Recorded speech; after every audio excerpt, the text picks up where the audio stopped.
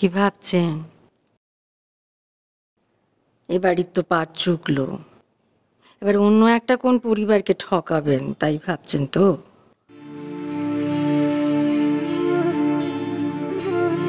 না, বোনকে তো আপনি বিলেত নিয়ে যাবেন না, সে চাইলে তো আপনি আগে নিয়ে যেতে পারতেন। আরো কারো ঘাড়ে চাপিয়ে রেখে যাবেন তো? এক কাজ করুন বেতাল বাবু, আপনি বোনের সঙ্গে একবারটি পরামর্শ করে নিন। না, বোনে যখন বিয়ে দিয়েছিলেন তখন তো একা একাই মতলব করে দিয়েছিলেন। আপনি জানেন কি না জানি না, এমন পরামর্শে আপনার বোনও কিন্তু কম যায় না। এরপর থেকে যখন লোক ঠকাবেন না, বোনের সঙ্গে একবারটি পরামর্শ করে নেবেন। যাও বড় বৌমা, যাও, দাদাকে নিয়ে নিজের ঘরে যাও। যাও বাবা রে বাবা, যা বুদ্ধি আপনার বোনে, যা ভুল খাইয়েছে আমাদের সবাইকে। এমন বুদ্ধি না থাকলে কি আর কলেজের পরীক্ষায় ফার্স্ট হওয়া যায়? কাগজে ছবি বেরোয়। যাও, তোমাদের ওপরে যেতে অসুবিধে থাকলে এক কাজ করো, তোমরা এখানে বসেই আলোচনা সারো। আমরা চলো, ওরা আলোচনা সারো। মা, মা আমি বলছিলাম তুমি একটু শান্ত হও মা, তোমার শরীর খারাপ করছে। না তো, আমার তো কোনো শরীর খারাপ করছে না। বা কি ব্যাপার বলতো নিশি, তুই কি ওদের সঙ্গে থাকতে চাস? ওদের দিকে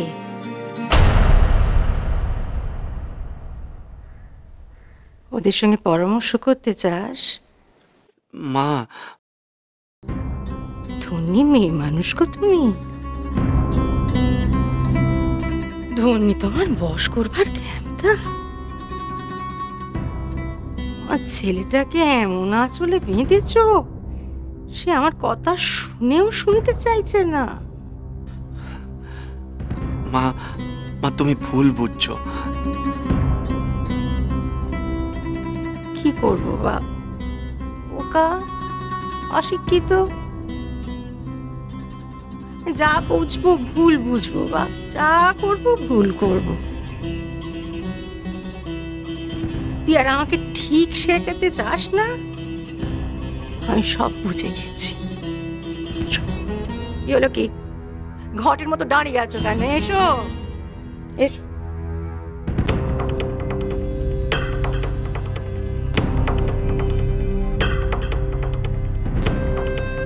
নিশিত, আমি তোমার কাছে অপরাধী, তোমার কাছে ক্ষমা চাওয়ার ভাষা আমার কাছে নেই।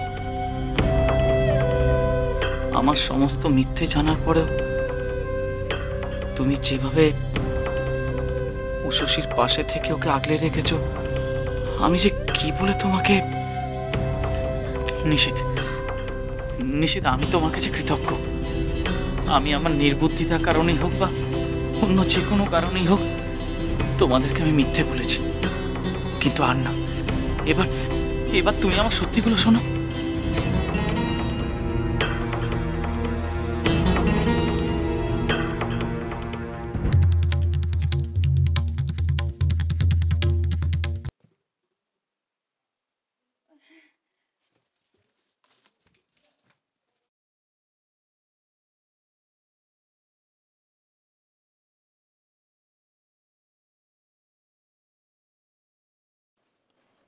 আমি জানি সব থেকে বড় অপরাধ আমি তোর কাছে করেছি।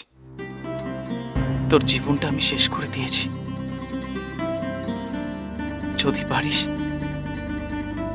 তোর এই দাদাটাকে ক্ষমা করে দিস।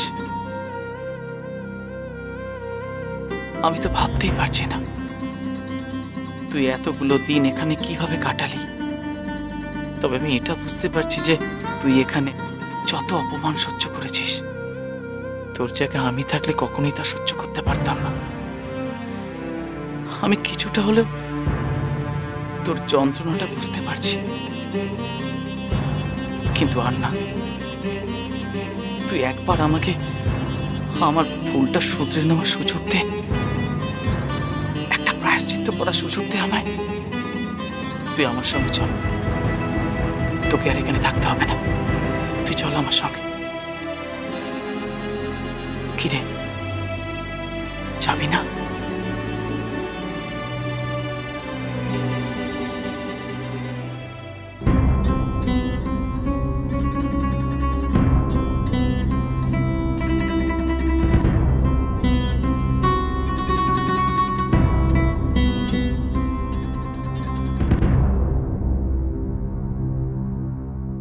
নিশীথ এতক্ষণ ওদের সঙ্গে ছিল?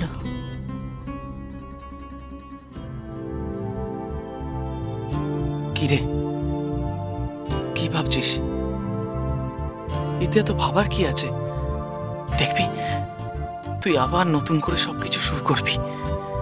তুই পড়াশোনা করবি, তোকে তোকে আমি পড়াশোনা করাবো, সমস্ত সুযোগ করে দেবো। তোর স্বপ্ন, বাবা মায়ের স্বপ্ন তুই সত্যি করবি। তুই আইপিএস অফিসার হবি। আমি তোর সব দায়িত্ব নেব। আমি আমি এখানেই সেটেল হব। তুই তৈরি হয়ে নে, তুই তৈরি হয়ে নে। আমি তোকে এক্ষুনি নিয়ে যাবো এখান থেকে। আমাকে নিয়ে পুতুল খেলা এখনো শেষ হয়নি তো?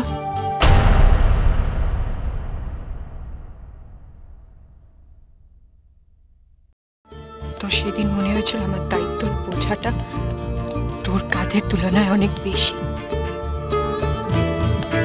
তুই হাজারটা মিথ্যে বলে আমার বিয়ে দিয়েছিলিস, আমাকে তোর নিজের ঘাড় থেকে নামিয়েছিলিস।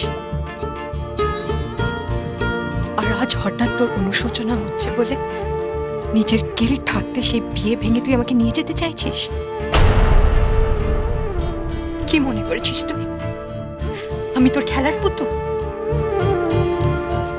আমার মন নেই,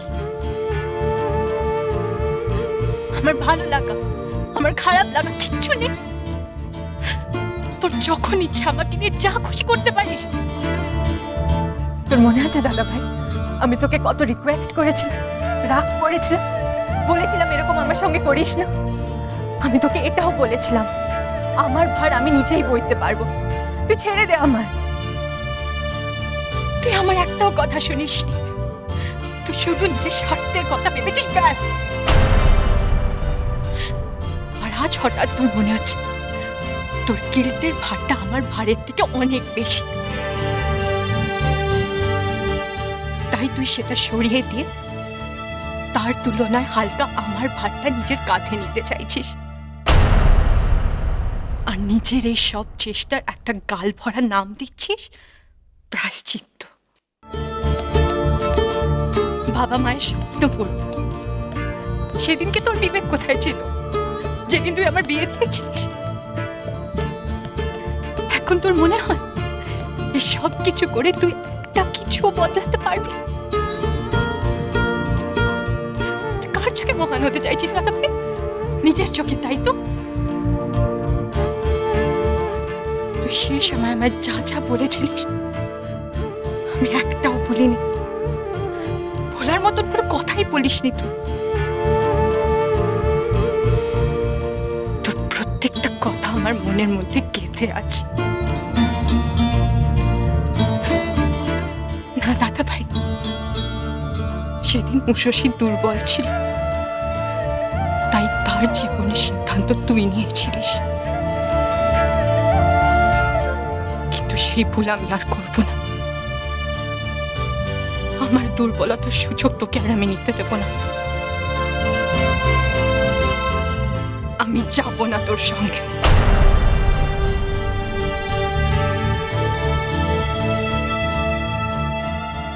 বিতান বাবু,